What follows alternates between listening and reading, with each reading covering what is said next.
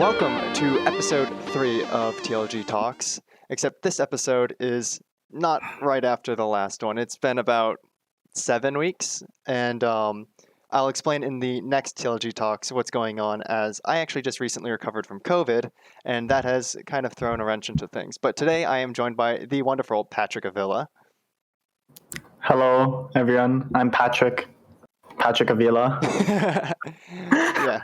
So you want to say just a bit about yourself, regarding your spot on like the JV team and just experience with UCLA CLO?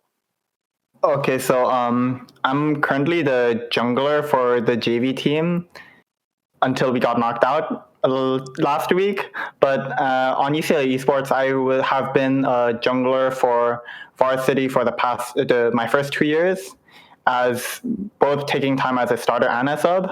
And now this year I've been swapping around my role for JV to fit the needs of the team. Awesome, that's great. So do you want to say anything about the teams you've been on? Like is there any team that stuck out to you in particular? I think all 3 iterations of the teams I've been on in UCLA Esports have had their own different identities, since like the rosters have always changed. I think the only people I've been on a team with for longer than 2 years now I've been with Mitchell all 3 of my years, who's our top laner, and I've been on with Noah, who is our support in my first 2 years on varsity. And really, I think the teams I've been on have been special, and I've made connections with multiple of my teammates from all 3 years. Well, I mean, that's awesome, of course, and great that you've only had positive experiences. So when it comes to League of Legends, what got you first into it? Like, when did you start playing it? Why? I started in season 4, because like all my friends in middle school, or like just some friends in middle school, were playing it. I actually didn't like it at first. I remember playing Shyvana, and like I just wanted to play Minecraft, but like my brother and another friend just enjoyed it and just kept making me play because I didn't want to play Minecraft alone.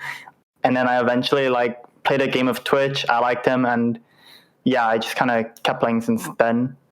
So when you first joined, what was your first role? In esports? No, when you first not joined, I should say, when you first started playing League, what was like the first role you played? Oh, I started as a Twitch player, and then like I picked up Fizz and just became a mid laner. Oh, interesting. So Fizz was a big one for you for a bit. Yeah, Fizz, Zed, 30 Assassins mid. Do you want to talk about your current mains? I'll play Talia anywhere. I think she's really fun. Okay, I used to think she's really fun to play as and against. Now I only think she's fun to play as. I don't think she's fun to play against. But I'll just play whatever I really feel like playing, like a flavor of a month champion, whether it be Kaisa, Aphelios, Sion, and Talia when always. Yeah, that's great. When did you first like start like really trying at League? I probably really started trying in season 5. I just wanted to be. I mean, I remember prior to hitting level 30, people in middle school would call me bad, and I didn't like it. So like, I was just like, I'll prove these people wrong, and like, I just always tried a little bit, but not in the smartest way, just with minimal effort, and just, yeah, I kind of got lucky over time.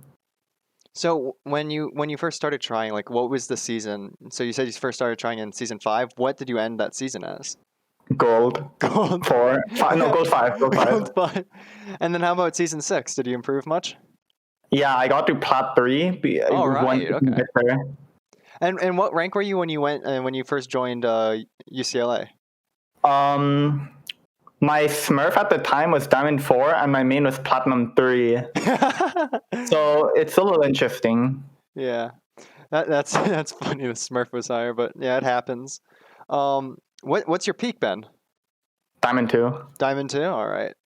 Do you think rank reflects a lot about a player when it comes to CLOL, or do you think there's a lot that has to do much more with the competitive sense rather than the more player sense? I think rank does offer a little bit of an idea of how good a player is, but it's also like it just depends on how much the players grind themselves. For example, like we've had people like Ryan Ling who have been like plat 1 and still like neutralizing Soligo, top 15 challenger NA. And then like there's teams we play against who like are like significantly higher ranked than us overall and still like struggling to beat us. Well, that's good. It's good to hear that you're above the curve when it comes to your rank. Do you have like any like goals with League of Legends, or is this like kind of just like a for fun thing to be on the esports team of your college? Prior to joining college or coming into college, I really wanted to play in some sort of competitive scene, and I think collegiate was my goal for that. Mm-hmm. But like over the past 3 years, I think my goal has shifted a bit, and I just want to become the best Talia possible. Or I just want to be able to play whatever I want for fun and be a respectable Talia main on the NA server. That sounds like a Vagar V2 kind of thing to say, where you go from like more professional aspirations to just, nah, I just want to have fun and be good at what I do. Yeah, that's good. Yeah, That's good. So I know you've had some interactions with Riot. Is there anything that you can talk about or expand upon, like what interactions you've had with Riot? I guess I could just say that since I run the League of Legends club here, we got a chance to watch Arcane live, or like at the premiere event. That was really fun. We got to see a lot of people like Mark Merrill, Scara, Freak. Scara even held the restroom door open for me. It's funny. Yeah. And then I think by the time this comes out, players should be coming out like in a week. It's the mockumentary on Paramount Plus. I helped in that, and so gameplay related stuff will have me involved, and I have an insane Aphelios play that I hope is shown on it. That would be cool. Yeah, and then like I just get lucky, so sometimes I just get to like playtest random stuff at Riot games. I like playtested Lilia. I've playtested Silas. Well, and what's it like playtesting? What? What's it like playtesting? It's really interesting because it's like you're playing basically on the live server, except now there's these new incomplete champions where like their models are messed up, their abilities look all funky, and guys just trying to get a feel of like how these champions feel, and it's just really fun. But you do have to give a lot of you do have to talk a lot about like how you feel about the champion. Is there like was there a specific playtest that was like specifically like very different from release? Actually, Yone was incredibly different from when I play tested him to his release. For example, he used to have like a revive. His ult used to be like a reverse Oriana ult. Okay, it's like an Oriana ult combined with Echo ult where you could revive yourself. So wait, can you like explain how that occurs? So like, if you die, you just ult. And then at your ult location, boom, like... So it's something you would use after you died? You could use it while you're alive or after you died. So, like, it was pretty insane. Like, that sounds crazy. his whole kit, like, the only part of his kit that's the same is his Q. Everything else was, like, all of us hated that, so there was a good reason why his old kit was trashed. Yeah. Wait, so what was his W and E then? His W was, like... He shoots a tornado and then like goes backward a little bit. Like Yasuo Q3? No. Like so he shoots a tornado forward and like pushes himself back. So I guess similar to like a Gravesar. Interesting. Was that like high damage or was it like a knockup or was it just damage? It was knockup and damage. It was like it was like a Yasuo He had Q3. 2 knockups in his kit. I don't even remember. It was insane, bro. God. Do you remember anything about the E? I think it actually the E was pretty similar also. Because the E sounds like it would be in line thematically with his old alt, from what you're telling. Because like the whole E is like it's like the kind of like you go and do stuff and then you revert back, and then the alt kind of like a similar theme if you can cast it after you die. Yeah, That's really interesting. I would not have known that Yone had a revive function. Here we all thinking that Akshan was like the first of the reviving champs. No, I guess Yeah. yeah, because it's reviving. Yeah, because there's no reviving before that. There's just Yorick actually had a revive back in like oh ancient really? times. I only started in season 9, so I'm not terribly familiar with the old kits of champs. But it's interesting to hear about like what was thought of as broken back then and what is thought of broken right now, because like we talk about like people were very upset with Akshan on release with his revive function, but then like we have to think back, like we also had like crazy stuff like Evelyn invisibility building 6 Sunfire capes, or Yeah. was it called Sunfire Cape or Sunfire Aegis? I can never remember which It was one's the Sunfire before. Cape. Okay, so the new one's Sunfire Aegis. I always get them mixed up. No, that's yeah, it's always interesting to think about. Well, do you think you would do you think even if you have like shifted your ideals on like not being a professional player as much anymore, do you think you would still try to keep doing league things in the future? I think as long as I'm in my college career, I'll still just try and help out with a league team. I still really enjoy it. But I think after my days in college end, I may look to just go more into my food passion and just get a normal mechanical engineering job. Do you think you would drop league after then? Nah, I enjoy playing it Yeah. You most of the time. want to give up your Talia. No. Well, I guess we kind of went through quite a bit of like more introductory and getting to know you stuff. Let's tease your brain a little bit. How have you like taken up on the newest patch? Because it has been one of the most controversial patches so far, with many people saying it's great and many people saying it's atrocious. Initially, I was pretty excited for it like a month ago when I heard rumors about it. But like right now, I'm just kind of a little bit unsure what to think about it. Like I dislike the idea of playing Kog'Maw Lulu. I don't think that's a healthy game style to play. I think some people are a bit tanky and like I still think no one really knows what's going on just yet. Like I think it definitely is a bit overblown that you have to like you can't make early plays, you have to only scale. But I think within like a few more weeks, I think I'll have a better idea of what's good and how I feel about it. Yeah, it's definitely interesting. Why don't you like Cog Lulu? I just think playing like a one-dimensional style of just peel AD carry is not very fun to play against. You don't like when the AD carry just shreds you from behind all their tanks? I just don't like it when AD carries can live without like any punishment. I mean, yeah, it's definitely an issue nowadays with the assassins not being as strong. Do you play Talia? What's what would you say if you play? Do you play any assassins like currently that you could talk about with durability changes? I don't think I've played enough games to like. I'm pretty sure I only play ADC and Talia right now. Oh, interesting. That's quite the dynamic. Would you put Talia ADC? No, I don't think her playstyle fits what you need bot lane anymore after the change. All right, that's interesting. Well, I guess this would be a good time to ask, like, if you don't like if the durability patch wasn't exactly the greatest in your opinion, what do you think would be like an ideal state of League? Well, durability patch, but slightly weaker. So like I think weaker. The idea of like there being too much burst in the game, I think that was right with that. Mm-hmm. I think they could tone it down a little bit, but it's still like we still have a few more weeks where we can like kind of figure out what's good, what's not. Yeah. Or like how healthy this game state is right now.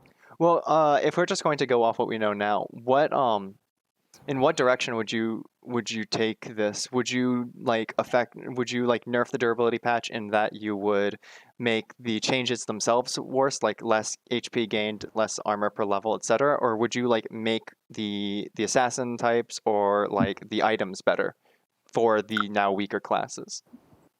I would For game design, I would err on the side of nerfing champions just because I tend to think that power creep is real, and I think nerfing is a good way of like reducing power creep over time. So you prefer a state of more nerfed champions where things. So if you're worried about power creep, what is power creep to you? Power creep is when everything just becomes too strong over time. Like the amount of healing that's been in League of Legends currently is like significantly more than there was when I first started. I think like the burst is also like a lot more. So yeah, just stuff becoming too strong over time. But would you say it's power creep in the sense that the game mechanics are becoming more there's more like you see more of certain game mechanics such as healing or burst, or is it power creep in that like you think only certain champions are able of carrying out these things? Because we can say that of course there is more healing and burst in the game, but there are some very old champions that are part of these these systems that have been power creeping. I think it's less on the champions, more on the items actually, since like previously like the items really only gave stats. Like with the last few seasons, like there's a bunch of new runes and items that give a lot more healing and weird effects. So I'm actually not familiar. I'm assuming you played during the previous rune system. I cannot remember the name of it. What was Yes. the effects or benefits you would get out of those? I don't know. You don't remember? I mean, like, I was just a platinum player and it's been too long. Yeah, okay. So then if you think there's also power creep in runes, would you change runes at all, or? No, I think we should just nerf champions. I think the new set of runes with enables a lot of creativity, and I actually really enjoy what they do for the game compared to previous rune sets. Okay, well that's interesting take. So of course champions nerfed. In the case of champions nerf, and you're saying you like to deal with that with power creep, do you think there's anything that needs like a bit more power? Talia. Okay, no. Okay. I think I don't know. I think a lot of champions are good, fine at their power level. I think it just we have overpowered champions, but I don't think there's too many champions that like really need any like boost right now. So you don't think they're like unplayable champions? Oh well, I guess there's Rise. So there's Rise, yeah, but Rise is unplayable because he's playable only to a specific tier, which is obnoxious, of course. That's interesting. So I believe LS put out a list of what he considered to be the worst champions. I would like to hear your opinion on it. He had, I believe, Maokai, Sivir, Velbeth, but that's a different issue, or Belveth, and then what were the other two? I can't quite remember, but we can start with excuse me, there's something in my throat. We can start with Sivir and Maokai. What do you feel about them right now? For this match? Yeah, just how do you feel about them in general? I think Maokai is just a tank. Like, sure, he has CC, he's whatever. I wouldn't know about how much his stats, like how strong he is in the stats wise, but I think his kit is pretty good. I think if he has enough stats, it just kind of depends on his numbers, to be honest, for him. I know Maokai has a lot of issues with balancing because people try to keep him out of the support role, but he relies a lot on his saplings for wave clear, which is like a difficult thing to balance out. But do you have any idea of like the Sivir issue? I think Sivir is just a boring. Okay, she's not that boring. I don't know. I kind of like her actually. I think for her old enable stuff, I guess she's a bit short ranged, but like, yeah, I don't think she's that bad. Okay, so I know that Sivir was like really popular back in the days where Shiv was an item and like was not a trash item. Do you think the fact that she's basically been relegated to lethality poke role has like kind of broken what her champion was made for as someone who was like originally like a more high auto attack speed champion? Honestly, I think it's pretty nice to have ADCs be able to build lethality items. Like, I think it offers a lot of versatility that I like for the game. So it's not just like, so that ADCs have different feels, because obviously I don't think all ADCs should be auto attack based. I think I just enjoy it when there's a lot of versatility in the game. Well, that's good. Well, in case if you're okay with ADC versatility, what's your idea of like mages in the bot lane role? I enjoy them You do? in the bot lane. So I think you're not an ADC marksman purist? no, I think like having weird like Yasuo bot I really enjoy. I enjoy having stuff like Tahm Kench Senna in the bot lane. I think. I guess maybe that's a little obnoxious, but I just like having different champions play different things as long as a champion isn't like flexible in 5 different roles. I will always complain until Riot brings back Garen Yumi, because I feel like Oh that is yeah, the funniest thing ever. I want to see a bot lane lose to literal freaking big boy with a cat. yeah, that was really obnoxious to play against. But it wasn't around for very long. It was like immediately tagged, which is kind of unfortunate. Yeah, well, my friends and I still played it for a while. I mean, it's probably very fun. I still feel like there's definitely a lot of things that you can find out that are more variant and less like the more mainstream approaches. So you said you played Talia and bot laners. What are the bot laners you like to play? Kai'Sa. So Kai'Sa's your current flavor of the month? I like Kai'Sa right now. Actually, I don't like Kai'Sa right now. I was gonna say, do you like last Kai'Sa patch. right now? I mean, I was playing her last patch. I'll just play whoever I get a nice skin on. So I bought EDG Aphelios and I'm playing Aphelios. I think Lucian's fun.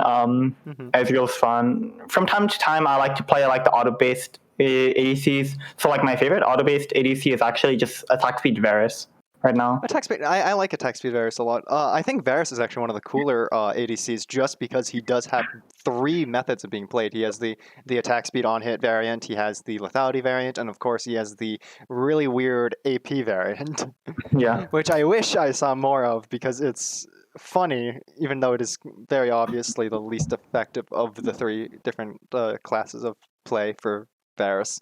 But so if you've been playing a lot of Kai'Sa, how would you say it feels to play Kai'Sa right now, as she's been just recently nerfed when it comes to her AP build, and then of course the durability changes are not the greatest for her. I think I'm at the level where I can still enjoy playing Kai'Sa for fun because I don't really care about my win rate as long as it's not on Talia. And like, I honestly didn't really enjoy playing the AP build. I thought it was kind of, I really much preferred like building Kraken Slayer, Phantom Dancer every game. Did you play Kai'Sa just recently, or is that a champ that you keep going back to in the bot lane? I've been playing Kai'Sa for the past 2 years, maybe. 2 years. I don't know if that's long enough. That's probably not. But I was going to ask if do you know like if you have like a favorite iteration of Kai'Sa build, because of course with the living weapon passive, she's always had very interesting builds that targeted different level ups and different power ups at different times in the game. Do you have like a favorite iteration of that? I haven't been playing Kai'Sa that long. I only really started playing her with like with the new current item set. Okay, yeah. That makes sense. I just remember there was like an old build with like Stormrazor back when it didn't even give you crit, which is crazy that there was an iteration of Stormrazor that didn't give crit. But yeah, no, that's just one of another very interesting variant champs. And then what else do you play? What else do you like jungle then? If we've gone over bot, we haven't even gone over the role you play for your team. I was really liking Lee Sin, but like mostly as a fun pick in normals and flex and solo queue sometimes. But like he was already kind of questionable to pick. I think last patch. Now I think I don't even want to try him right now because I don't think his kit's very good. I'm trying to think of like how Lee Sin could be effectively utilized in this patch, and it's like you could, I guess, at the very least, kind of give up any semblance of Lee Sin as like a playmaker and try to make him like full support. I don't know. I've actually heard people complaining about how atrocious Lee Sin's new shield is when you build AP, which is kind of funny. But I definitely feel like if people were to play Lee Sin going forward, it would have to be some crazy like Sunfire variation or something that was much more utility focused, or else he's just kind of like not doing the damage, and he's going to be too squishy compared to like the very shredding ADCs that are currently meta. Mm-hmm. Yeah, I don't think like Lee Sin might not be workable for a while. Yeah, probably. So outside of Lee Sin, I know you've had a curious win rate with Hecarim at the beginning of this season. Have you played any Hecarim as of late? Not on the last patch. I think Hecarim really benefits from having like a Karma mid or like just some enchanter that enables him to get move speed and fight around. And I don't get that very often in my game, so I haven't been able to try it. But I do know Ray doesn't really like Hecarim too much right now. And they mentioned that the win rate actually dropped this patch. Yeah, I wouldn't be surprised because Hecarim's not one of those overkill champs. Definitely Hecarim's like it was definitely a champ that would kill you but only have 200 HP left, and it would be like the last swing. So that makes sense that Hecarim would not be necessarily as strong right now, even though he did recently he was untouched in terms of the nerfs to his healing, but of course his W healing is not that great to begin with. Well, that's all fun. I guess one thing is so you mentioned you'd like to help out, of course. Do you have any like ways that you already help out, like besides just fulfilling your role as a jungler? Are there any other extra responsibilities you pick up to like kind of further the team at UCLA? I make sure to check in with a lot of my teammates, actually. Like, just make sure they're comfortable with the team. And I know, like, I don't think some of my teammates have the healthiest relationship with solo queue, so I always try and, like, convince them to join me for normals or flex. That's a good call. Yeah, and I just wanted to make sure my teammates are comfortable being on the team. I remember in my first year, I was really shy and, like, I didn't really know how to, like, open up to my team, and Richard was really good at facilitating me like towards the team, and like Christian also like invited me to stuff. So I just want to make sure my teammates are comfortable. So I make sure to invite my teammates from time to time to just like hang out or like get food. Yeah, and have fun. That's great. Of course, that's a very important aspect of team building, and the better cooperation you have in your team, of course, the better you're going to play on the Rift. And I think it's definitely very obvious within our JV teams this year that there is that level of like more friendliness and team comfort. Especially with the amount of jokes that go around that are very interesting. Perhaps a bit too much comfort. Perhaps a bit too much comfort indeed. But nonetheless, it's all in good fun. Yeah, it's great. So do you think if you're going to continue being here, if there was ever a time in which you were kicked out of, say, a varsity or junior varsity position, would you move on to like a different position within the team, like analyst or coach, or would you kind of just like hang back? I'd probably just see if I could like help out the team, because I still have like friends here. I really respect all of the people here, and I just want to be able to at least do a little bit of stuff with the team. So yeah, probably analyst or coach. Yeah, sounds fun. I mean, definitely UCLA has a lot of like returning people that kind of like stay here and stay in the system. I mean, Albert's a good example of still being here, and he's currently the JV analyst. And I had the luxury of stomping your recent tournament with him, which was absolutely fantastic. Did you catch our last game? Yeah, I was watching the stream of it because like my friends are streaming it on Discord, so yeah, I just saw it. I heard some comments from it, and I was just laughing from it. Did you see I didn't like your draft. I didn't like your comp. It was too boring, bro. Too boring? Well, okay, now you got to tell us why you didn't like the comp. It's Soraka top, bro. It's like Soraka tank Diana, Veigar, Tristana, Lulu. It's just like, yeah, bro, try and fight us. Like, it disenables a lot of stuff. Yeah, well, I mean, that was the point. I mean, of course, we had we lacked the foresight, me and Albert specifically, to tell the rest of our team that that your guys, the other team's mid laner plays a lot of Yasuo, and we specifically wanted to draft a Diana Yasuo comp, and that did not work out too well. So we were kind of like at the very end, like, how do we turn this around now that they have Wukong Yasuo?